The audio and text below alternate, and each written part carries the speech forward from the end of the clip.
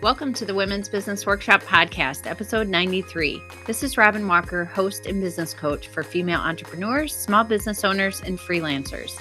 A topic that comes up often when working with clients is how to manage expectations and boundaries. Who gets to make the rules? How do you stick with them? And how do you communicate them to clients? What happens when you get asked to do something you maybe sorta don't want to do, but they can pay you?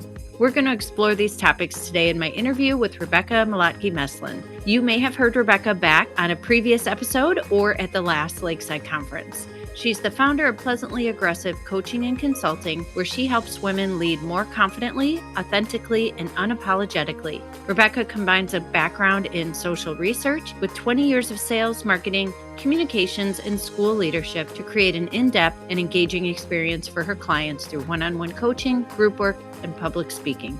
Rebecca is also the host of the Confidently You Women in Leadership podcast. Let's get to the show. Welcome back to the podcast, Rebecca. Hi, thanks so much for having me back, Robin. I was very excited to see you on my schedule today. So you are back at the conference this year. Rebecca was a speaker last year and was also on the podcast, and I'll put that episode in the show notes. This time you're back. You had one of our favorite sessions last year, and I have heard people talking about since then ways that they've shown up, things they've asked for that have helped grow their business. So it was a very impactful session. This year, you are back to talk about negotiating and asking for what you want. So we're kind of taking it to the next step. Very excited. You can go to womensbusinessworkshop.com/Lakeside Conference and join Rebecca and I in Southern Wisconsin coming up in February for the Lakeside Conference.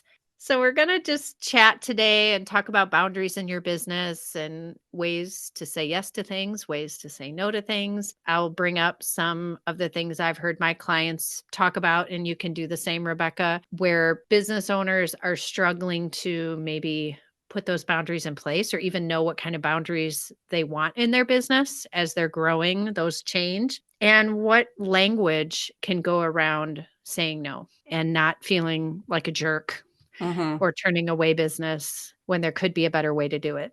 So just jumping in, when you hear the word boundaries, what do you think of? It's, I think, such a hot button word right now in a great way, right? I think for women in particular, there's such a need for us to recognize that our time and our energy is limited, and we want to invest it in the things that bring us joy, and for business owners, in the things that bring us income, things that bring us clients. And I think for so many women who have experienced burnout, they are looking for opportunities to create, a life that isn't that, right? A life that is like abundance, a life that is in a business that is profitable. But, so many of us have been taught this hustle culture of you got to work 24 hours a day, you got to do all of these things, and that's the only way to be successful. And, one of the things I love about this podcast and the work that you do with your clients, Robin, is that you're really trying to teach us smart ways to do business. It isn't about doing more all the time. It's about saying yes to the right things and making good use of our time. But beyond that, those boundaries of saying no a lot of times to even prospective clients, right? And being able to say, no, I'm not going to do this work because it doesn't serve me. It's outside of my scope, and really recognizing that you don't want to be in that scarcity mindset, right? Where it feels like you have to take everything on all the time to survive. We want to think about boundaries as a way to figure out what we do want to let in. Mm-hmm. Especially for any of you guys listening that have worked for someone else before, where you didn't necessarily get to choose what you spent your time on. Someone else said, this is the client you're working with. This is who you have to serve. And so saying no to someone or saying, you know what, I don't really want to do that service anymore, feels like you're being ungrateful or don't look the gift horse in the mouth, that you're going to push away someone who's willing to pay you. Yeah. When I think about marketing, this idea of we're trying to attract our ideal clients, and there's something to be said for repelling the ones that you don't want. But I think about this a lot with women and women business owners and my clients because the idea of repelling somebody inherently goes against our brains thinking I have to be likable to everyone. Mm, yes. So if I'm repelling clients, and I don't mean the ones you want, right? I'm meaning like your marketing messaging is so clear that it's only attracting the people you want to work with and it's repelling everybody else so that your funnel is like super streamlined. So your sales cycle is cut in half, right? You're only, especially for solopreneurs, you're the only one maybe doing all of this work. But that goes directly against that mindset that we have to make everybody happy, we have to be people pleasers, we have to be likable to everyone. And that's again a very much a socialized thing that women at all ages are dealing with. I mean, I have clients in their 20s who there's a part of me that like hopes this next generation of like Gen Zs and millennials are feeling differently, but it's still so pervasive in our culture that women need to be likable and need to please others, that even they still feel it. I think they're much more self-aware, but they are still looking for opportunities to take action to not be a people pleaser and to be okay with what that feels like in the moment because repelling clients that don't meet your mission and don't serve your purpose. Again, that's such a good use of your time that you're only really focusing your time and energy on the people who align with what you're trying to do, but it can feel in that moment like they don't like me. Why don't these people like me? I need to be more likable. I need to have more followers. I need to have more leads. Because that I think is the pervasive, I think for a lot of those, I don't want to say get rich quick schemes, but a lot of these people that are pushing, mid-level marketing or they're pushing these other types of businesses that really require like a mass net to be thrown. And I know for a lot of the people listening right now, like that's not them. Most of your clients are working in niche areas. People listening are in a very specific business. So they probably are experiencing that challenge of what that feels like when it seems as though you need more, right? And you're scared that saying no to somebody means that you're going to limit your opportunities. That's a great point. It's probably the first time in our lives that we have actively tried not to please someone and Yep. actively tried to repel someone other than maybe back when we were young in the bars. Yes. Trying to Yes. repel certain people, "Don't come talk to me." But in general, as an adult, it's probably the first time we have thought, "I'm gonna turn away this money. I'm gonna turn away this person because it will cause me more anxiety, more stress," and I never really thought about it that way. Want to make everybody happy and please everyone, and it's the saying of, "I don't care what people think about me, but I really care about what people think of me." Yep. Yep. Absolutely. Absolutely. I think most of us have had that client that maybe isn't the right fit, but you think, "You know what? Just this one time, it'll be fine. It'll be fine." Famous last words. "It'll be Right. fine."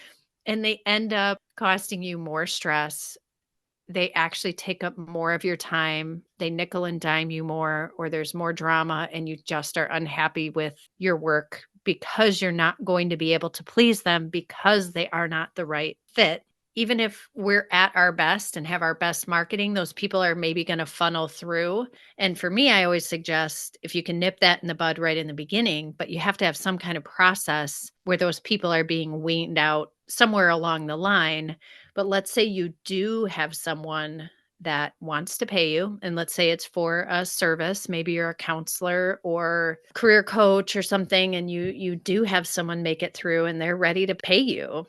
What advice do you have for them as far as how do we say no? How do we bless and release those people without feeling crummy and without worrying we're going to create some horrible backlash on social media? How do we do this with grace?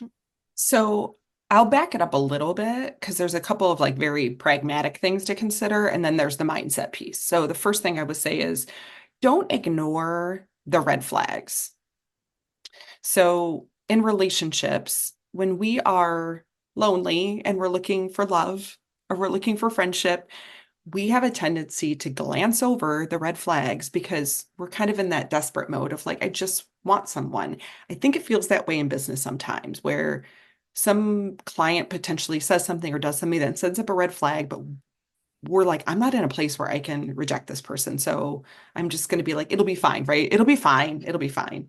And that's not trusting yourself. That's not trusting that inner voice, that gut. I think so. My first piece of advice is listen to and pay attention to those red flags, because that leads into my next couple points, which is the next one is, if possible, increase your prices for that person, knowing that they are going to cost you more time and more energy and more heartache. Now, I know not everybody in their businesses is able to do that, but if it's going to cost you more time and energy, that's not like you're just increasing your price for them being a pain in your butt. It's because it will be a bigger drain on your business and you need to be compensated for that. The third thing is, making sure your contracts are nice and tight for being able to fire clients, right? And to be able to let them go. And I know fire sounds harsh, but like that's really what it comes down to. Like there's no tiptoeing around that. Sometimes you have to. Now, the mindset piece around it and the conversation around it is, where do our fears lie, right? And you mentioned like having this fear that there's going to be backlash on social media and or a bad Yelp review or whatever it might be. And so if we're going to let somebody go, how do we do that in a way that we feel good about? Now, checking our people pleasing, being aware of that. I think one of the most important things that I've learned is, how can you have conversations with this person that are not adversarial, but are instead kind of like, I don't think it doesn't feel like this is working out for you. It doesn't feel like I'm able to provide the services that you're looking for, right? And so you kind of take the spot of humility, even when you know that's not what's happening. And that's not to say I want you to lie to them, but it's to say, like, this is how it feels right now, is that this isn't a good fit any longer. I'm just not able to meet your needs. And I want to make sure that you get what you need from your coach or your chiropractor or your whatever. And I don't know that I'm the right person for you. Extra bonus points if there is somebody you can refer them to. Now, I don't want you to dump off a problematic customer on a friend, right? But sometimes, I have this person, Rebecca. I think it'd be a great fit for you. yeah, incoming. But I do think that sometimes it is like a personality match thing. And I had somebody refer somebody to me that was a problem for them. And they're like, but I think you actually can can manage it. And I think you're what she needs. And that it ended up being a great fit for me in a way that I know why it wasn't a great fit for the other person, right? So that's all to say, like, you get bonus points if you can also point them in a direction, even like, Sure. and that might not be a referral to somebody. It might be saying, when you're interviewing the next coach or your next whatever, here's some questions you should ask them, so that when you're going into this, these are your specific needs, and I want to help you get those needs met.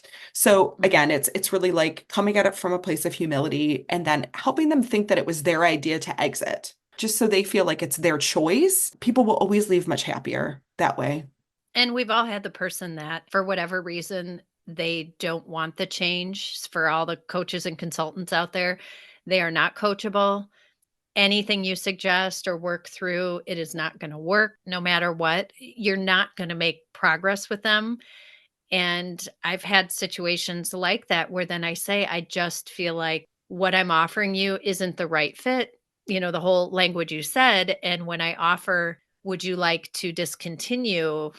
And they say, oh, no, no, no, no, this is great. You're like, well, it doesn't appear that way. And then when you offer them a way out, sometimes then that's enough of a nudge that behavior can change. Or if it doesn't, then you have, that next step. But at least you've offered, if it's someone that you say, I'm not helping you, like you're Yeah. not getting the transformation that I want you to get. So why are you here? Mm-hmm.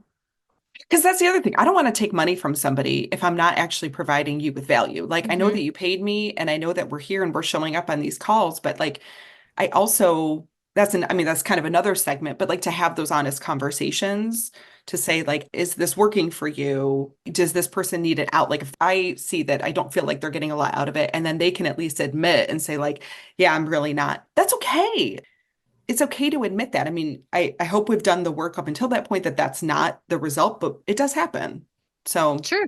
I had someone recently ask me, they're just starting out in their business and they work with a certain type of corporation.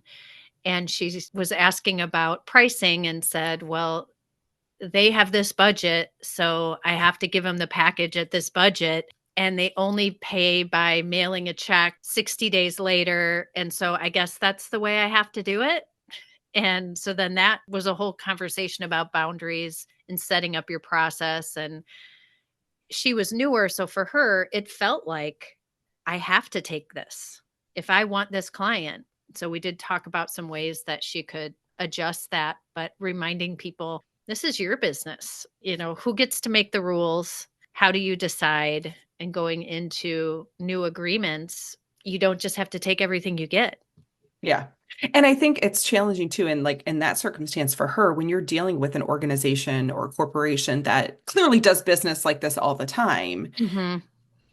especially if it's a larger company that's been in business a long time, and you automatically feel like you're not in a position of power because you're new, you're figuring things out. So you do want to acquiesce sometimes, or you feel the need to acquiesce to whatever their process is. But, and we'll talk about this at the conference a little bit, but like everything is negotiable. Everything is Right, right. negotiable.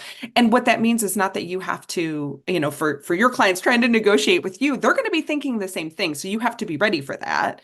But when you're negotiating on your own behalf for your business and somebody says we have 60-day terms, right? Like we're not going to pay you until 60 days after. Yes, you have to weigh all of these other aspects of that to determine if it's what's best for you and your business. And I think the tricky part, and I'm sure, you've experienced this also with clients, Robin, is like there is no one answer. There is no one right answer to that because there's so many variables that play into that decision making. But again, it goes back to if something feels like a red flag, it is a red flag. If something doesn't Mm-hmm. feel right, trust your gut. And even though you may seem like the inexperienced one in that negotiation or in that contract, you also have gotten to that point because you have trusted that gut. So don't stop now.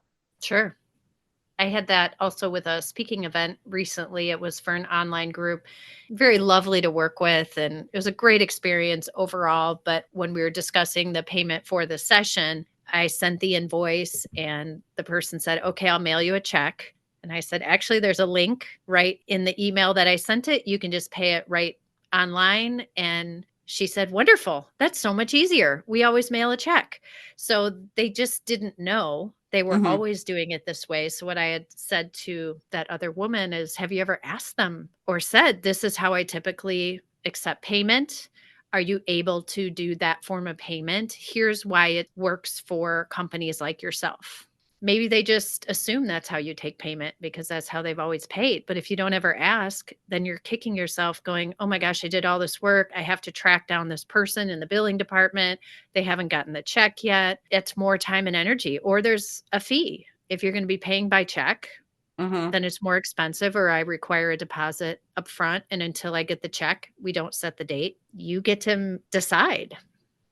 Yeah. And I like what you said about, if you're going to pay by check, then here's what else I need. I think, when we're selling our services or selling our goods, so oftentimes when again, I say everything is negotiable, that also doesn't mean that you have to give anything away. And what I mean by that is like, I had a client the other day who asked because a lot of my clients, I work for nonprofits for the most part in schools. Most of my clients are leaders in those spaces. And so they're using professional development dollars to pay for coaching with me. But I have a lot of private pay clients as well. And so, right, understanding the difference between those two clients and what their needs might be. One's paying out of pocket, one's paying out of a annual budget for a school or a nonprofit. One of them asked me, like, how do you take payment? I take payment up front. Do you allow for monthly payments? Yes, that is a space where I will negotiate with a client. A school doesn't want to make monthly payments. They want to pay you in one fall swoop. That's the end of it, right? They just want to cut a check and be done. But an individual who's trying to budget their money in their household might say, like, can I pay you monthly? For me, that's fine because again, my business is coaching, which means you don't pay me, we don't have Mm-hmm. sessions. Like that's a very easy kind of thing for me to say, yes, would it be nice to have it all in one chunk and I can plan for it? Yes, but it's really no skin off my back for them to pay monthly if that's a special request for them. But I might say no. I might say nope, this is how I do things, right? But I'm not losing any money in Mm-hmm. my mind. There's a little extra paperwork that is time and that is money, but for me, it's really not a lot because I can automate all that stuff, right? So when I think about negotiation, I also think about like speaking engagements is a good one. Some organizations have a very specific budget. Like this is what we pay our speakers. Again, you're like, I know that you're not trying to undercut my prices. I know that you just have set this budget and that's all you have. So Hmm. I have to decide, is Is that it worth it worth to it or me? not? Yeah. But there's other spaces to negotiate, right? Like what else could they give me? Can they give me the list of attendees? Can they give me, and and now that I've been a speaker at your conference, you're very clear with your speakers about what they're getting in that exchange, right? So if they're paying me a small portion of a budget, but they say, here's the other things that we can offer you to supplement it, right? So that's all to say, like, negotiation doesn't have to mean you come down on your prices. Right. This is what the price is for this package. If your budget doesn't allow for that, we can remove these things Hmm. and now it fits your budget. But I'm not giving away those things.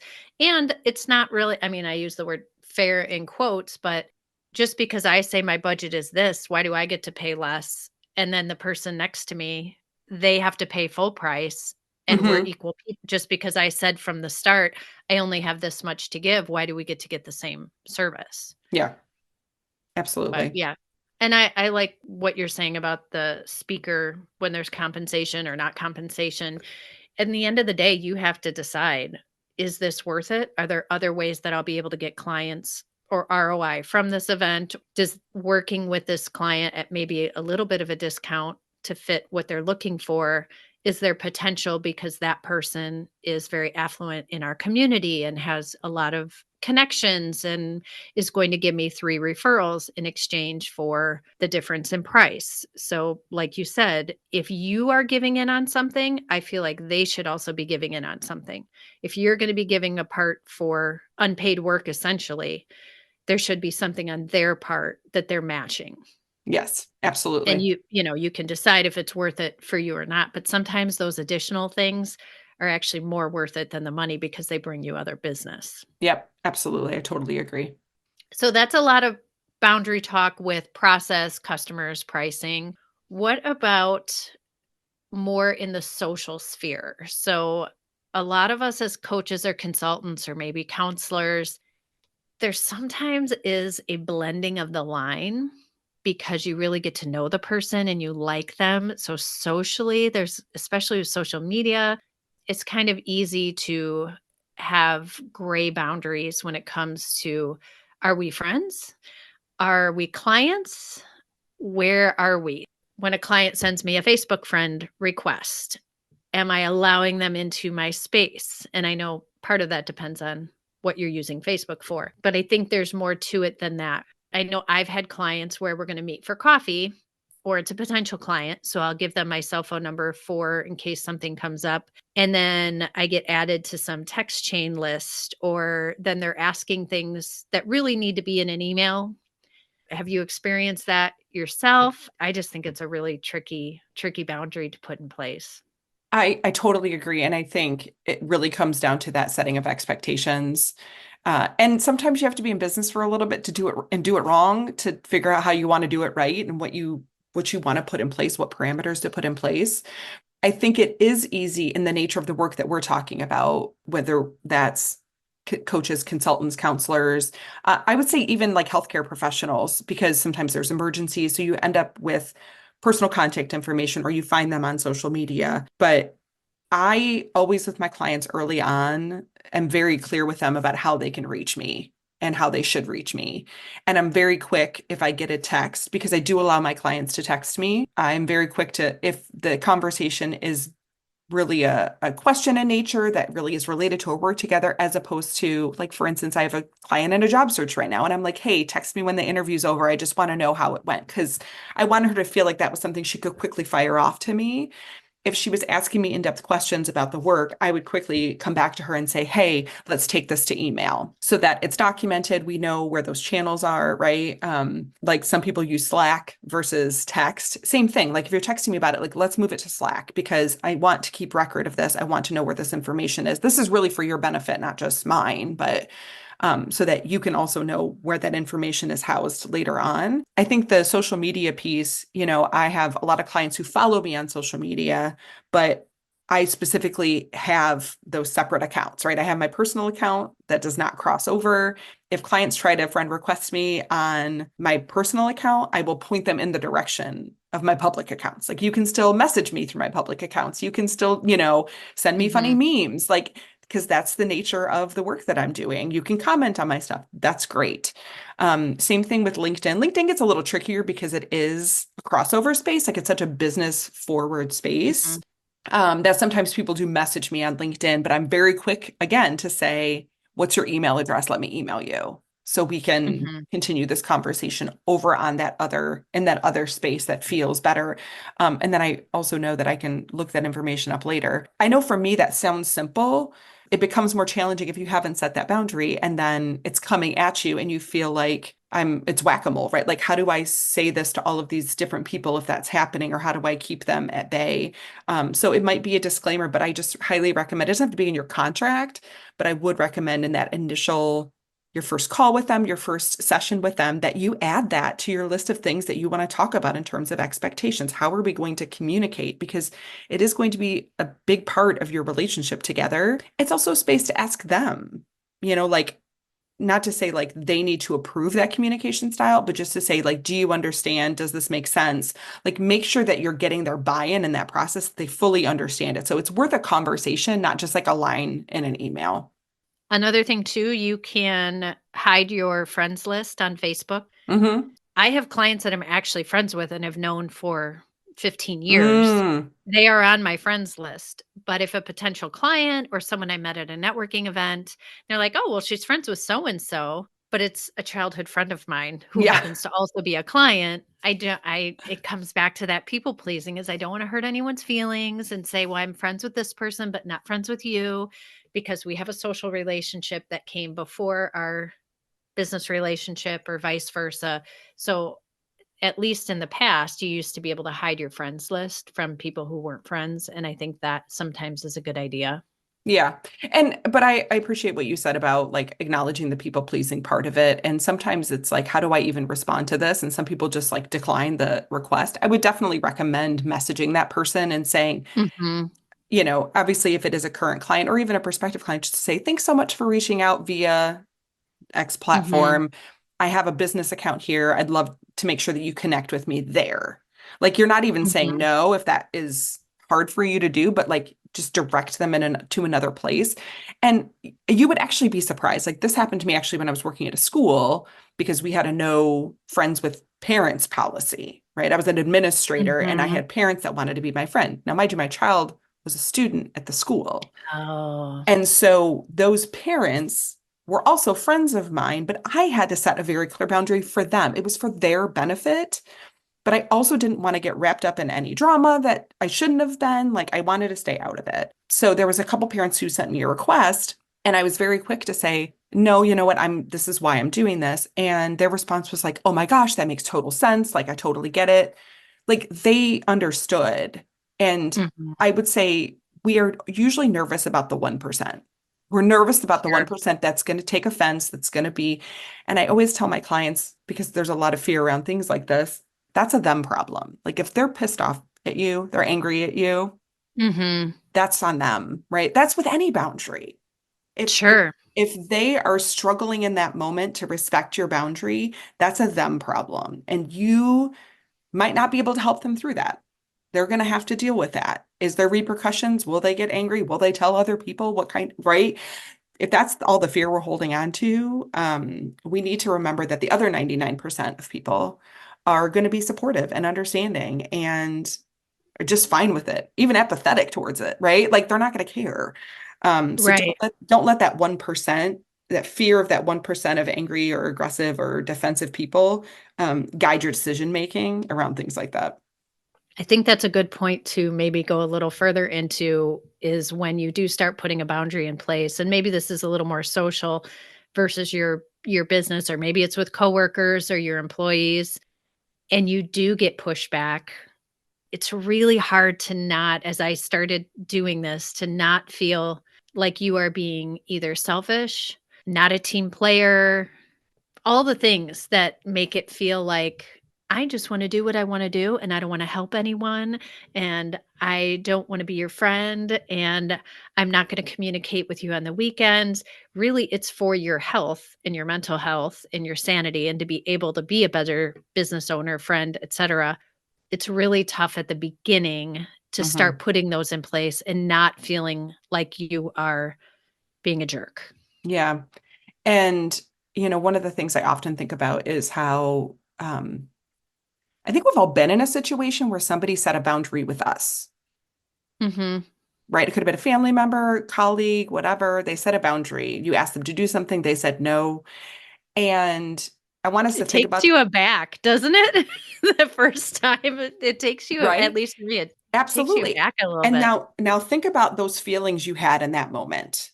And if it was the first time that happened to you, you are taken aback. You might have been a little angry. You might have been frustrated. You might have been like, what the heck, right? I'm going to use this as an example, but if you've ever been in a situation, if you're in a marriage or in a partnership where your partner is not jumping up to do something that you're like always jumping up to do, whether that's the dishes, maybe I'm thinking household tasks, right? And you look at that person and you're like, must be nice. You're just watching TV and I'm over here scrubbing floors and doing whatever, right? And it's a separate conversation about domestic labor, but the my anger is not actually at him. My anger in that moment is at myself because I haven't communicated my needs. I haven't set a clear boundary. Right? Like I'm actually kind of mad at myself because what he did was decide what he was going to do. He was going to figure out his stuff. And he clearly had set some boundary where he was like, no, I'm not doing that right now. I'm going to do it after I take a nap or after I do this.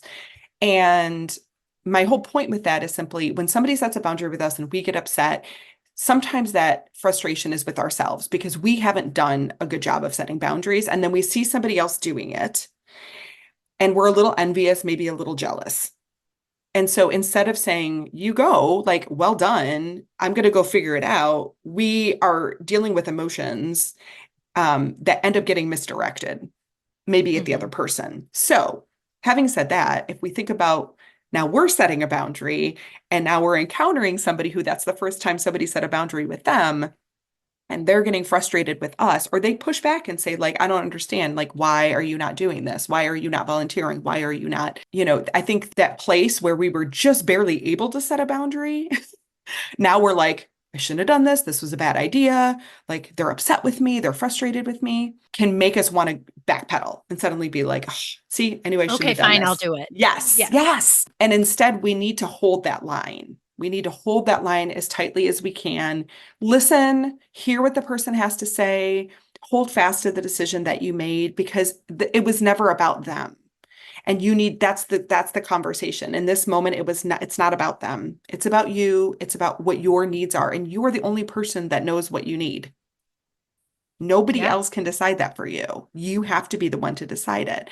And allowing that person to make you change your mind is handing over your decision making to someone else. That's how I always think about it in that moment. Now, we're talking about familial relationships and social relationships. It's a lot harder. I think the stakes are a lot higher. Our emotions are a lot more involved. I think it is much easier in a business setting because there's fewer emotions, but it feels like the stakes are higher if we're talking about acquiring clients or, possibly looking for a promotion, right? We associate like again, not having boundaries with doing everything, which somehow translates to getting a promotion or more pay or something like that. What I found is that, again, you are the only one that can dictate and set the boundary around how you're going to spend your time. You have to take control and ownership of that. When you first mentioned this, the first thing that came in my mind when I thought of a very specific situation where I did feel taken aback, and when I think about it, it was jealousy. It was, "How did you just do that? Mm-hmm. I I said yes, and I have to go to this thing, but you're not gonna go? Like, that's not fair." And then it switched to inspiration of Mm-hmm. like, "Well, darn, go. That is awesome." And then that becomes permission, so to speak, even though, Yes, whatever it is, absolutely. it feels like permission to be able to do that yourself. And it's a place of inspiration of, okay, well then maybe I'll try that. Maybe next time they ask me, I'm going to say it the way she said it, and I'm still friends with the person. It was fine. And I feel like this is our place as business owners to inspire other women to be able to do this themselves. So when they call me and they ask me something and I say, this is the way it's done, would you like this? Yes or no?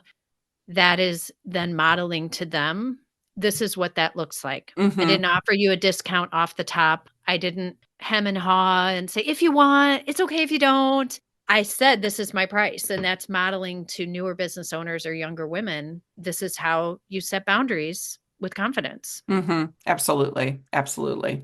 Where I just said, it's okay if you don't want to. I used to do that. Like, it's no pressure, just if you want to, if it's a good fit, love to work with you. And I don't say that anymore because I feel like that is their decision. The outcome is not up to me. Mm-hmm. That doesn't help them make a better decision. Are there phrases that you see women in business or just women in general use that you would wish they use something different or is actually not very productive, even though it's in that nice space of I'm being nice? So we talk a lot about like the apologizing, right? The over apologizing of women. And I think most of us get it. Not all of us have made the transition to moving off of that. I'll just say that instead of apologizing, right, using gratitude in place of it. So not, I'm so sorry it took me so long to get back to you with this email, but thank you for your patience. Thank you for your Mhm. patience in getting back to you. So that's one I think we hear a lot about. The one that I first witnessed with a client, and she'll be laughing if she listens to this podcast. I'll probably send it to her. Was I heard her, we were having a conversation about some non-promotable tasks, some things that she was being asked to do that weren't really getting her anywhere. And it was like busy work and she was already overwhelmed. And her boss asked her to do something that was ridiculous. And she's like, well, I looked at her and I was like, well, I mean, I'd be happy to, but I have all these other things to do. I said, what did you just say? And she said, well, I'd be happy to. I was like, would you really be happy to do that? And she's like, uh, no, no.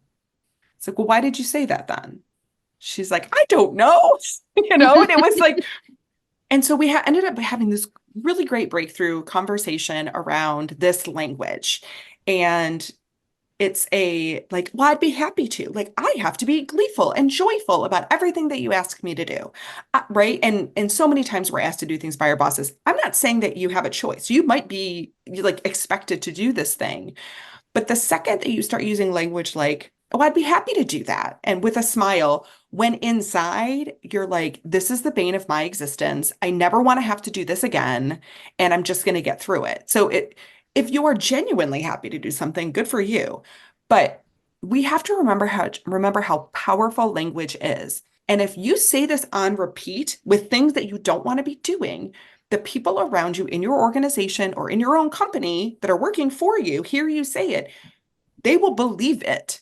If you say, I'm happy to do something, people will believe it. What are they going to do if they think you're happy to do it? They're going to keep giving it to you. They're going to keep Mhm. asking you She to do likes it. doing it. She loves How it. often do you hear that? Oh, she loves to do it. We don't need to pay her. She actually really likes doing this kind of thing. Yeah, exactly. Which leads right to this next point, which is just because you love something. So let's flip it over, right? Like, this is the bane of my existence. I'm actually saying I'm happy to do it, but like, I'm not happy to do it. Then there are things that you genuinely love to do. We want to make sure that you do express that with greater emphasis that, like, I want to be doing this. I enjoy this. Say those things out loud. Like, make sure the people who are around you and in your space know what you want to be doing. I think sometimes when we're even meeting with clients, sometimes like we're so focused on their needs that we don't always talk about what our strengths are, like where we can really help them. And sometimes, like, yes, listen to their needs, make sure you're addressing and meeting their needs. But sometimes we have a special gift that it's like, hey, I really love doing this work with clients. They might be like, oh, that's lovely, not what I need. Or they might be like, oh my gosh, that would be amazing. I would love to do that. And then you get the opportunity to do more of what you love. And also, just because you love it doesn't mean you should get paid less for it. We sometimes Mhm. assume because we enjoy it, because we love it, that somehow it has less monetary value. And I would actually offer it's the opposite. Like, if you really love what you're doing and you're passionate about it, it probably means that you're doing it all the time. It's probably encompassing more of your day than some of the other things that you're doing. And therefore, you should be paid compensated for that. But I Mhm. think that is a bigger testament to women's labor in general. Child rearing. Do I love being a mom? Yes. Is it painful and taxing and stressful? And yes, also yes, right? Mhm. Like, would I have loved to have been paid to be a stay-at-home mom? Yeah, I think most moms would be like, this is a full-time job that should be paid $150,000 a year.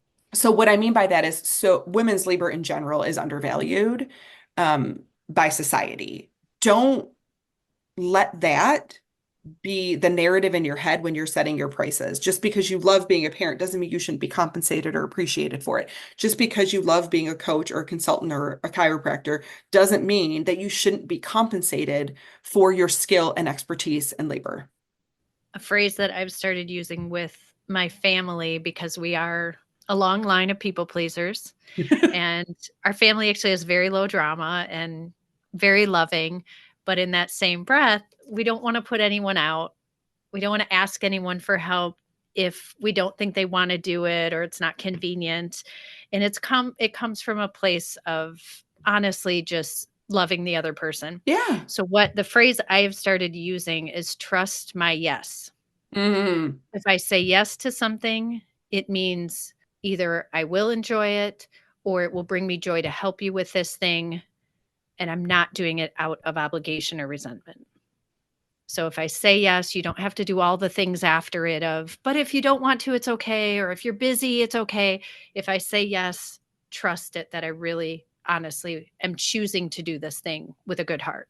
Say yes to things that you don't want to do, then you're resentful.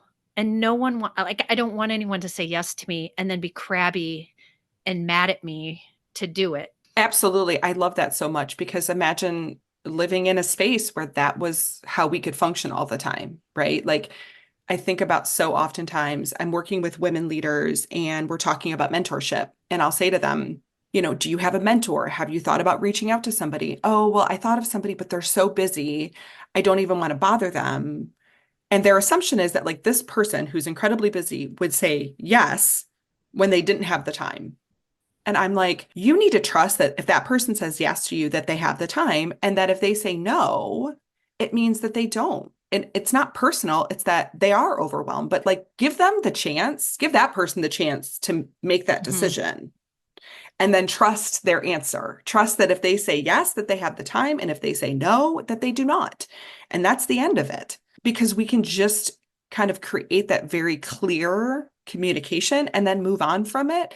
But I love what you said about when it doesn't feel clear or somebody starts backpedaling, then we start to question. And if you say yes to things and don't mean yes, then you're going to assume other people are doing that as well. Mm-hmm.